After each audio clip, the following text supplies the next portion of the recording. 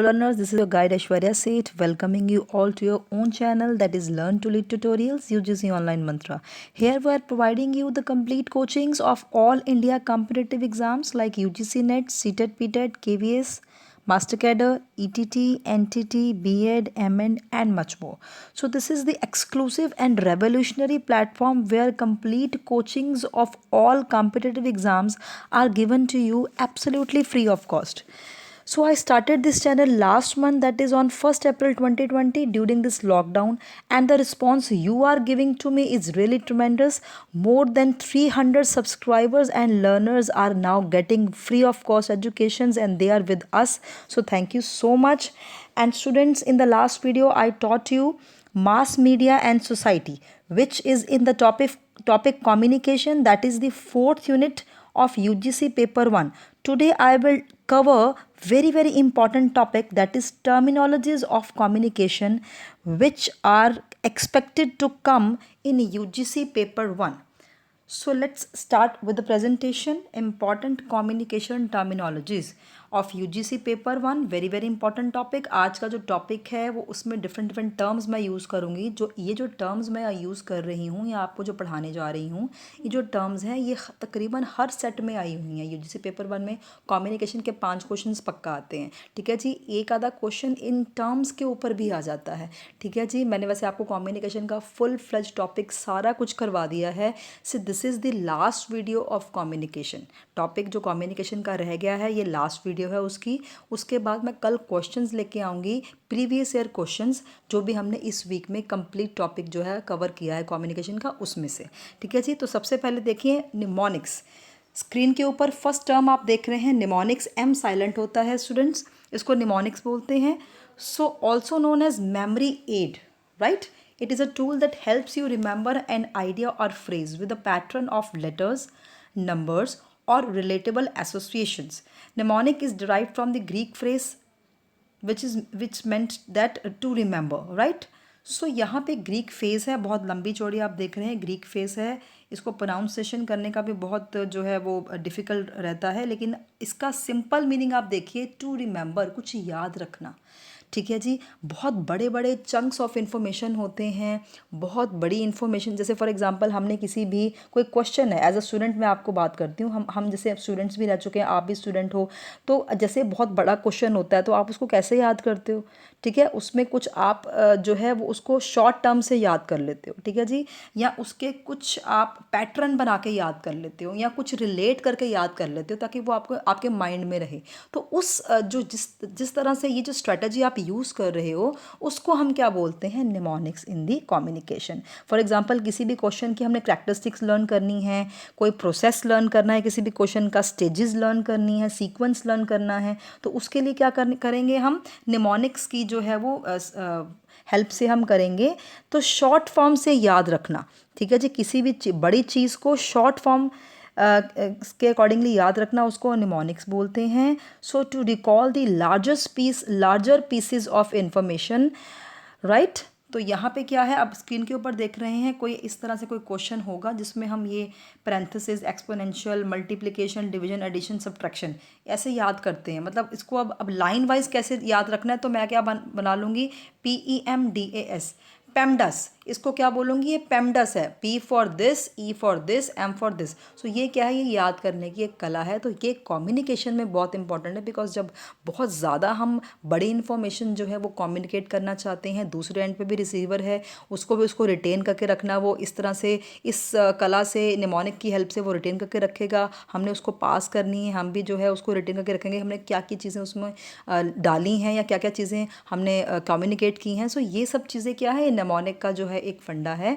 इसी फंडे से हम बहुत बड़ी इंफॉर्मेशंस जो हैं वो शॉर्ट फॉर्म्स या शॉर्ट पैटर्न्स में लर्न कर लेते हैं. और ये जो एक कला है ये सबने की होती है लाइफ में, ऐसा कोई पर्सन नहीं होगा, क्योंकि स्टडी सबने करनी है. स्टडीज़ में इस तरह से हम रिलेट करके या पैटर्न बना के उसकी शॉर्ट फॉर्म करके हम हर किसी ने किया होता है ये अटेम्प्ट अपनी लाइफ में. ठीक है जी. So next term is paraphrasing. So paraphrasing क्या है, ये भी एक इम्पॉर्टेंट टर्म है कम्युनिकेशन की.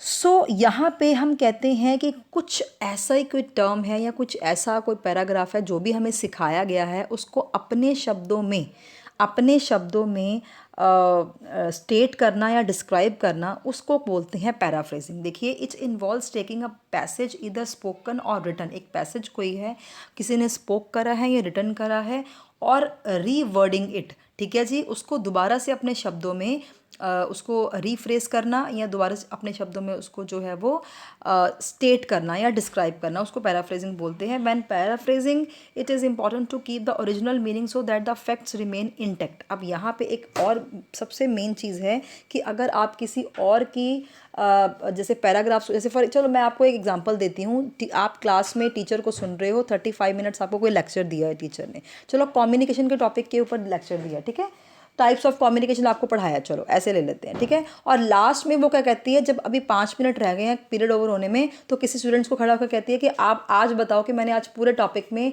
एक ओवरव्यू दो कि मैंने क्या जो है वो आपको सिखाया है पूरे लेक्चर में। तो आप क्या करोगे, आप भी वही बोलोगे ना, मतलब एज इट इज़ वो वर्ड्स नहीं बोलोगे जो टीचर ने बोले हैं, हाँ उसी कंटेक्स्ट में, मतलब उसका मीनिंग सेम रखते हुए अपने शब्दों में जो उसने डिस्क्राइब किया है उसको अपने शब्दों में डिस्क्राइब कर दोगे, ठीक है जी। तो ये एग्जाम्पल किसकी अप्रोप्रिएट एग्जाम्पल है, पैराफ्रेजिंग की। Without changing the meaning of the written और स्पोकन वर्ड्स और paragraphs, you describe that particular paragraph और ऐसे in your own words, that is the technique of paraphrasing. So it is very very important in communication, ठीक है जी। तो ये यहाँ पे ये क्वेश्चन आया भी हुआ, पैराफ्रेजिंग के ऊपर एक क्वेश्चन भी आया हुआ है यूजीसी पेपर 1 में, ठीक है जी। तो तभी ये जो टर्म्स है, ये वैसे एज इट इज़ मैंने आपको कहीं पढ़ाई नहीं है कम्युनिकेशन के थ्रू आउट, लेकिन मैंने अलग से पढ़ा रही हूँ, क्यों, क्योंकि इसका बहुत इंपॉर्टेंट लॉजिक है कि ऐसी टर्म्स के ऊपर भी कई बार जो है डायरेक्ट क्वेश्चन आ जाता है कि what is the meaning of paraphrasing, उसमें से आपको चूज़ करना पड़ता है, ठीक है जी। सो ऑड वन आउट की फॉर्म में भी आ जाता है, स्टेटमेंट की फॉर्म में भी आ जाता है।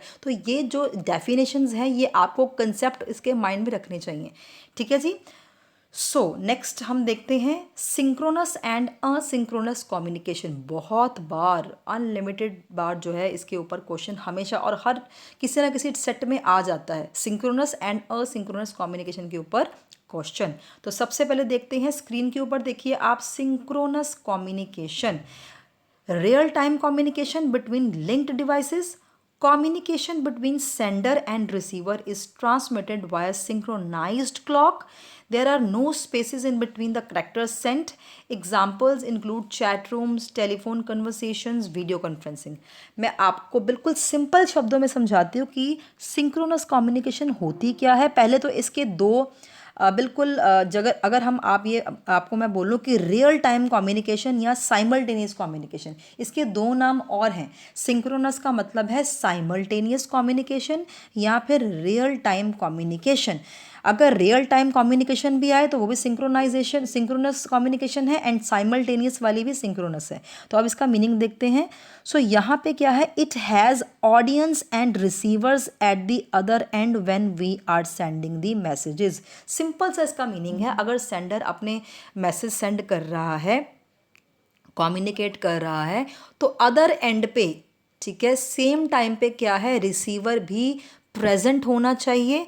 और अगर रिसीवर प्रेजेंट होगा तो वो रियल टाइम जो है, रियल टाइम स्ट्रीमिंग हो रही है, रियल टाइम कम्युनिकेशन हो रही है, जब एट द सेम टाइम जो सेंडर और रिसीवर, ठीक है जी, वो दोनों जो है वो बैठे हुए हैं, ठीक है जी, एक दूसरे को जो है वो सुन रहे हैं, समझ पा रहे हैं, और दोनों प्रेजेंट है, ठीक है जी, एक ही टाइम पे सेंडर रिसीवर दोनों प्रेजेंट है। तो इस तरह की कम्युनिकेशन, तभी वो सिंक्रोनाइज हो गई ना, ठीक है जी, जहाँ पे सेंडर और रिसीवर दोनों प्रेजेंट हो वो सिंक्रोनस है, रियल टाइम है, बिकॉज एक टाइम पे दोनों अवेलेबल हैं, और उसको हम साइमल्टेनियस कम्युनिकेशन भी बोलते हैं, ठीक है जी। तो यहाँ पे फॉर एग्जांपल जैसे मैं आपको बताती हूँ, वीडियो कॉन्फ्रेंसिंग है, ऑडियो कॉन्फ्रेंसिंग है, चैट रूम्स हैं, फ़ोन कॉल्स हैं, ठीक है जी, ये सारी किसकी एग्जांपल्स हैं, सिंक्रोनस कम्युनिकेशन की, ठीक है जी।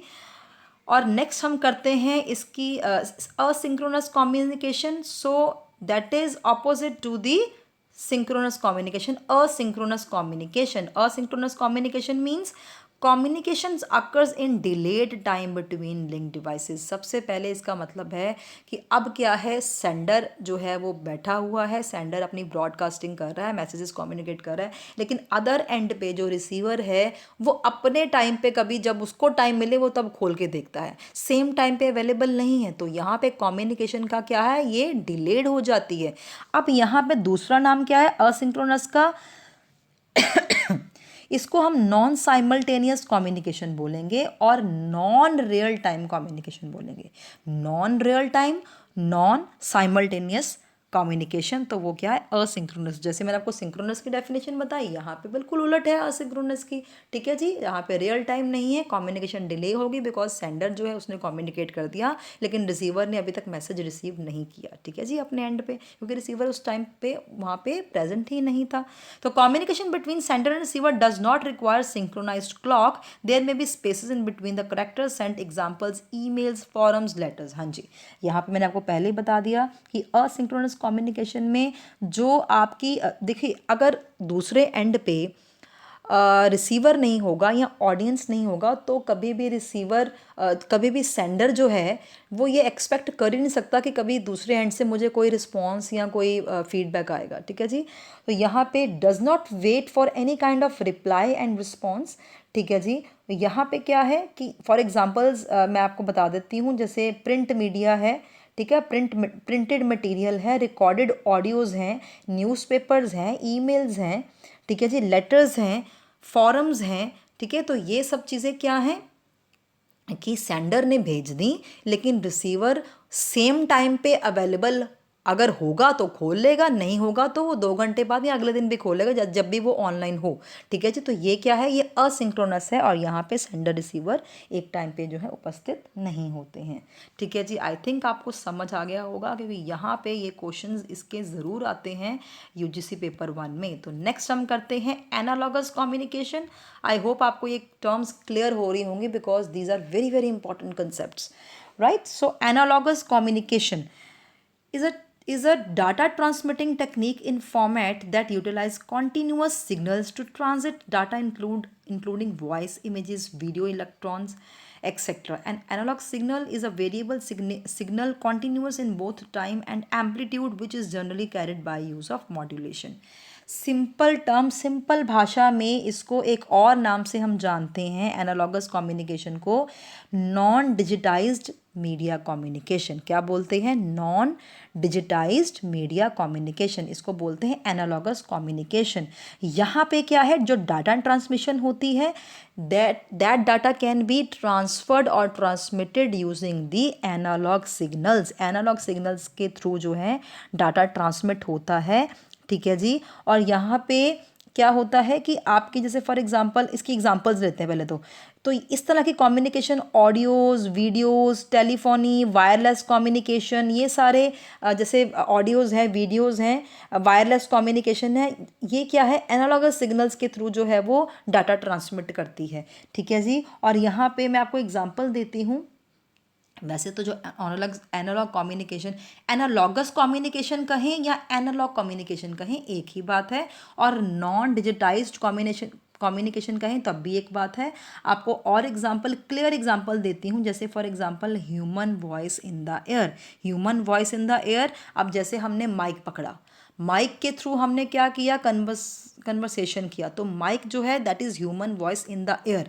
ठीक है जी, तो वो सिग्नल के थ्रू जा रही है और सबके कानों तक पहुंच रही है, तो वो भी एक बहुत ही बिग एग्जांपल हो सकती है एनालॉगस या एनालॉग कम्युनिकेशन का। ठीक है जी, यहाँ पे अब यहाँ पे क्या होता है, एक और इसकी फीचर हो सकती है कि माइक, फॉर एग्जांपल हमने माइक का एग्जांपल ही लिया, तो ये मास एनालॉग कम्युनिकेशन का एग्जांपल भी बन सकता है कि मास लेवल पे भी जो है वो कम्युनिकेशन माइक के थ्रू, ठीक है जी, माइक्रोफोन्स के थ्रू जो है लार्ज ऑडियंस तक पहुंच रही है। ठीक है जी, तो यहाँ पे क्या है, so contents are linear and static but not dynamic. जो कंटेंट्स हैं, जो सब्जेक्ट मटेरियल है, जो कम्युनिकेशन का मैटर है, वो लीनियर है, स्टैटिक है, लेकिन क्या है, डायनामिक नहीं है। बिकॉज जो हमने बोला एट द स्पॉट माइक जो कैच कर रहा है वही स्टैटिकली जो है सब ऑडियंस तक पहुंचा रहा है, उसमें कोई डायनामिज्म या मॉड्यूलेशंस नहीं हो रही हैं। जो डाटा भेजा वही डाटा आगे जाके बिल्कुल फ्लैट और स्टैटिक रूप में चला गया। ठीक है जी। तो ये क्या है, ये एनालॉग कम्युनिकेशन या एनालॉगस कम्युनिकेशन इसको कह सकते हैं। ठीक है जी। ये टेक्निकल टाइप ऑफ कम्युनिकेशन है जो टेक्नोलॉजी के ऊपर बेस्ड है। ठीक है जी। सेमियोटिक्स, नेक्स्ट टर्म आप देख रहे हैं स्क्रीन के ऊपर, सेमियोटिक्स। सो सेमियोटिक्स क्या है? It's the study of science, right. Study of science means कोई साइन, जैसे कोई सिंबल है, कोई साइन है, उसकी स्टडी करना, right. It explores how words and other science make meaning. Words हैं, साइंस हैं, सिंबल्स हैं, उनका एक्चुअल मीनिंग क्या है, वो सेमियोटिक्स एक प्रोसेस है, स्टडी है, उसके द्वारा हमें पता लगता है। A sign is anything that stand in for something other than itself. एक साइन है, सिंबल है, कोई ना कोई तो उसका हर साइन का, हर सिंबल का मीनिंग होता है। ठीक है जी।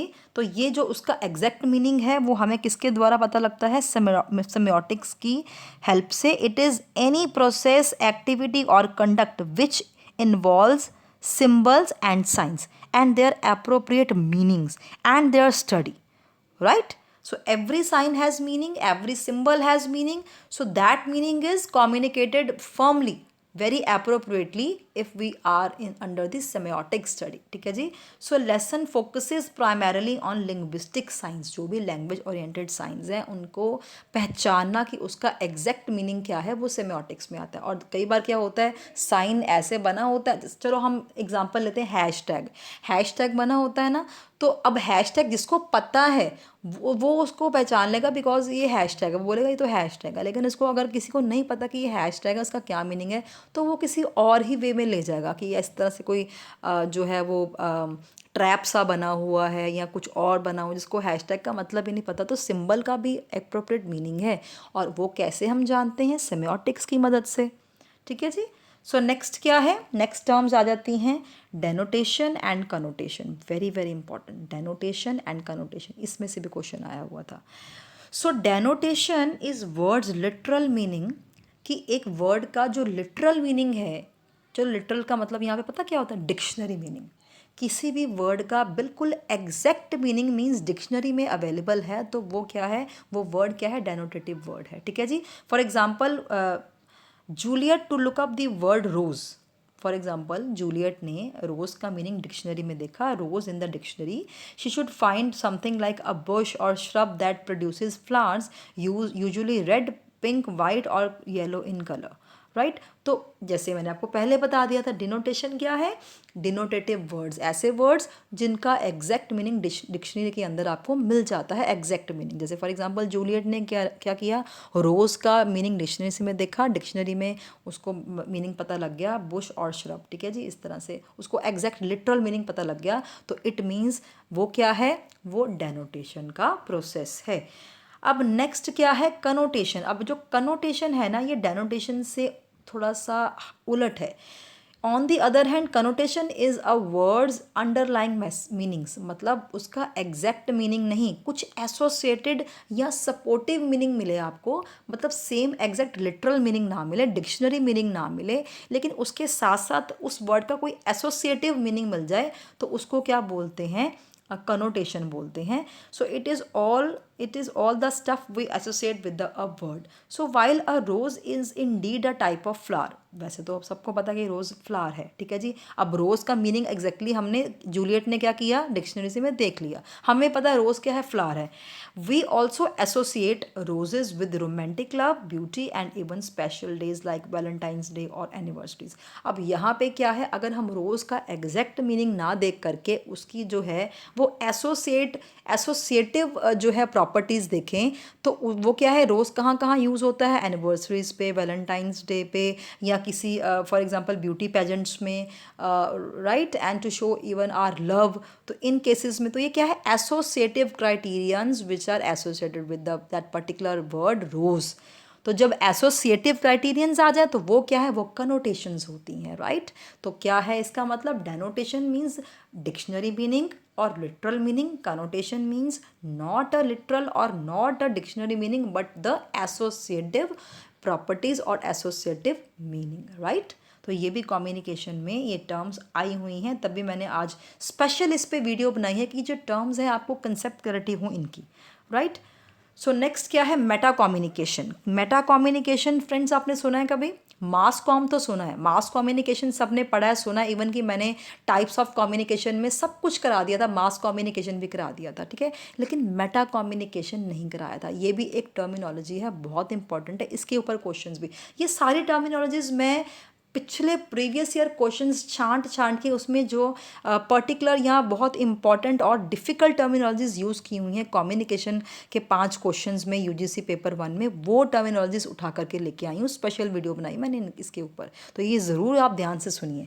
Meta communication, so meta communication as the sum of your verbal and non verbal communication. जब वर्बल और नॉन वर्बल दोनों को कंबाइन करके हम सीखते हैं, ठीक है जी, या सुनते हैं या शेयर करते हैं, दोनों को कॉम्बिनेशन लेते हैं वर्बल एंड नॉन वर्बल का, तो उसको फुल फ्लेज टॉपिक को क्या बोलते हैं, मेटा कम्युनिकेशन।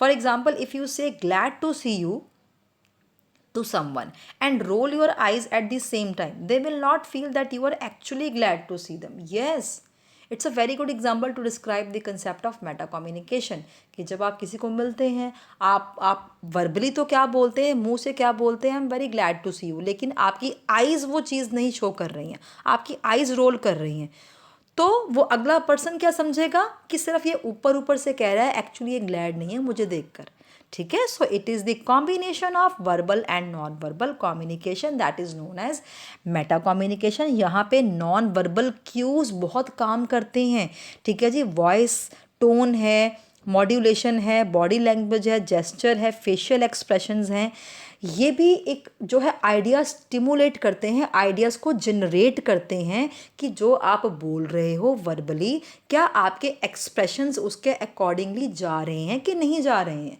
अगर तो जा रहे हैं तो डेफिनेटली जो है उसका मीनिंग पॉजिटिव निकलेगा। अगर आपका वर्बल और नॉन वर्बल जो है कॉन्ट्राडिक्ट कर रहा है, तो उसका मीनिंग जो है नेक्स्ट पर्सन पॉजिटिव नेगेटिव निकालेगा कि नहीं, जो ये कह रहा है और she is not mean that, ठीक है जी। सो ये क्या है, it is a combination of verbal and non verbal communication, that is the concept of Meta communication, right.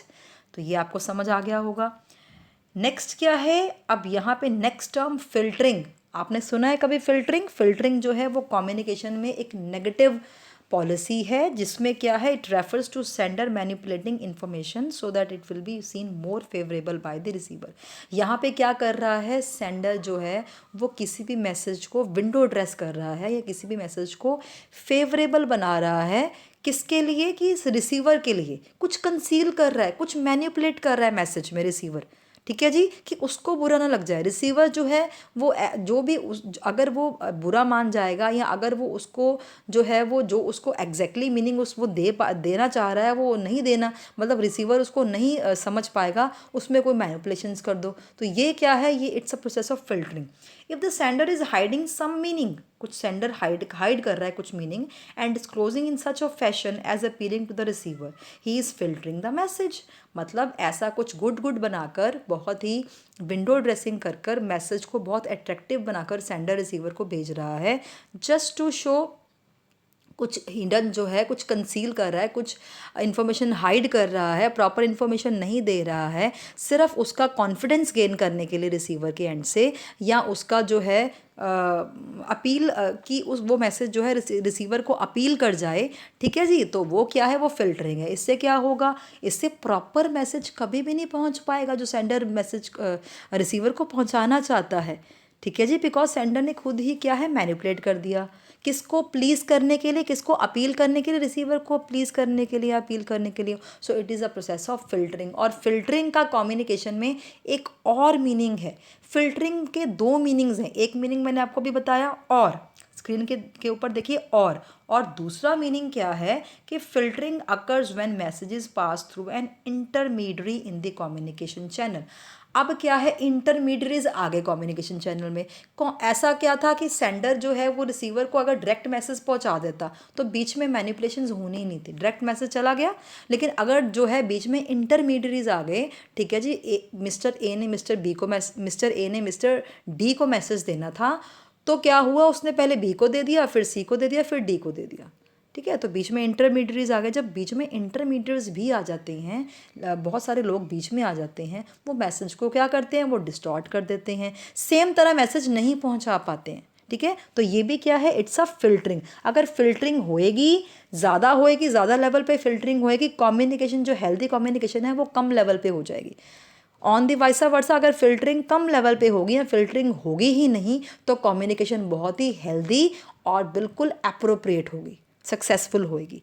ठीक है जी। So filtering also occurs when the message recipient allows the message to pass through multiple individuals before reaching his it's final and intended party. Receiver खुद ही वो allow कर देता है, कोई बात नहीं, आप उसको भेज देना, उसको मैसेज दे देना, सेंडर को बोलता है आप उसको मैसेज दे देना, फिर वो उसको मैसेज दे देगा, फिर थर्ड पर्सन आके मेरे को मैसेज दे देगा, तो इस तरह आपका मैसेज पहुंच जाएगा। डायरेक्ट कम्युनिकेशन तो हो नहीं रही है। तो यहाँ पे भी क्या है, डिस्टॉर्शन हो रही है। तो ये फिल्टरिंग क्या है, ये नेगेटिव प्रोसेस है। जितनी ज़्यादा फिल्टरिंग होगी कम्युनिकेशन में, उतनी ही कम्युनिकेशन जो सक्सेसफुल नहीं बन पाएगी। सो आई थिंक आपको दोनों मीनिंग्स फिल्टरिंग के समझ आ गए होंगे। दोनों में से किसी भी तरह का पेपर में आपको दिखाई दे तो फिल्टरिंग की ये दो मीनिंग ही है, इसके अलावा कोई मीनिंग नहीं है फिल्टरिंग का। राइट। तो फिल्टरिंग आपको समझ आ गई होगी। नेक्स्ट हम लेते हैं कन्वर्जेंस। कन्वर्जेंस का मतलब क्या है? Convergence in communication technologies means the different kinds of communication technologies are coming closer to each other. सारी different communication technologies को मिला दो, ठीक है जी, कंबाइन कर दो, उसको क्या बोलते हैं, कन्वर्जेंस। कन्वर्जेंस का हम एक और तरह से मीनिंग दे सकते हैं, कोऑर्डिनेटेड मूवमेंट। कि कन्वर्जेंस क्या है, कोऑर्डिनेटेड मूवमेंट और मूविंग टुवर्ड्स यूनियन। हम सबको कोलैबोरेट कर रहे हैं, किसको कोलैबोरेट कर रहे हैं, डिफरेंट कम्युनिकेशन टेक्नोलॉजीज़ को। और कोलैबोरेट करने का मकसद क्या है कि हमें रिजल्ट बहुत अच्छा मिले, कम्युनिकेशन और भी अच्छे पीक लेवल पे जाके, अच्छे लेवल पे जाके हो, तभी हम कन्वर्जेंस करते हैं।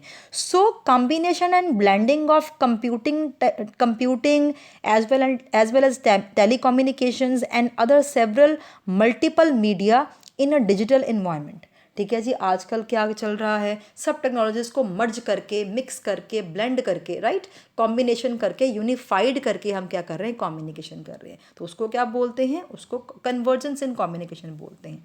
जैसे for example, convergence of communication technologies means one terminal device, for example a mobile telephone और a digitized television can be use for various different purposes. अब एक मोबाइल फ़ोन है, आजकल का मोबाइल फ़ोन तो लैपटॉप भी है, ठीक है जी, सब कुछ हो सकता है, वीडियो कॉन्फ्रेंसिंग भी हो सकती है, ऑनलाइन जो है वो मीटिंग भी हो सकती है, वो मोबाइल का काम भी कर रहा है, वो आपकी ईमेल्स, मतलब वो ईमेल्स का भी चेकिंग भी कर रहा है। सब एक मोबाइल जो है वो क्लॉक का काम भी दे रहा है, वो कैलकुलेशंस भी कर रहा है, वो कंप्यूटर का काम भी दे रहा है, हर तरह का काम दे रहा है। तो ये क्या है, ये convergence in communication means different technologies को हमने कंबाइन कर दिया in order to have good communication prospectus, right.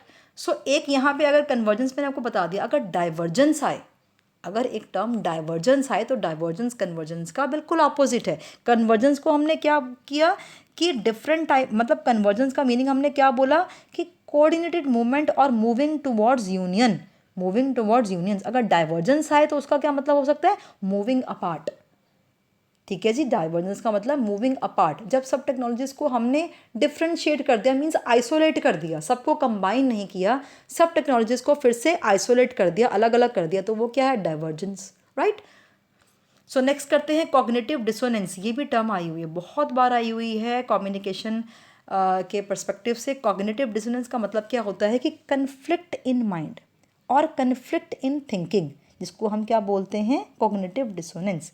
तो it occurs when a person's behaviors and beliefs do not align. Behavior कुछ और है, बिलीफ कुछ और है, वो करके कुछ और दिखा रहा है लेकिन उसके माइंड में कुछ और चल रहा है, तो क्या है, डिसोनेंस है। कौन सी, कॉग्निटिव डिसोनेंस है।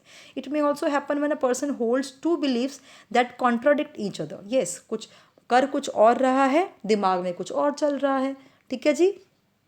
तो ये उसका बिहेवियर और जो बिलीव्स हैं वो कॉन्ट्राडिक्ट कर रहे हैं। चलो मैं आपको एग्जांपल देती हूँ। अब कम्युनिकेशन में देखिए कि किस तरह से कॉग्निटिव डिसोनेंस का हम एग्जांपल लेके बात करते हैं कि एक स्मोकर है, ठीक है जी, या एक ड्रग एडिक्ट है, उसने क्या किया, उसको उसका फ्रेंड ले गया डी एडिक्शन कंपेनिंग में कि उसका जो ये ड्रग की आदत है या स्मोकिंग की आदत छूट जाए। तो वहाँ जाके वो सब प्रोग्राम सुनता है, ठीक है जी, वो उसको अच्छा भी लगता है, उसके माइंड में बैठ भी जाता है, फिर वो सोच, वहाँ बैठे बैठे उसको बड़ा वो अपील करता है फिर वो माइंड में कहता है नहीं नहीं अब तो मैं छोड़ दूंगा, है ना। उस टाइम पे तो वो बहुत गुड फील करता है, ठीक है, बिल्कुल पॉजिटिव हो जाता है कि मैं छोड़ दूंगा, ठीक है।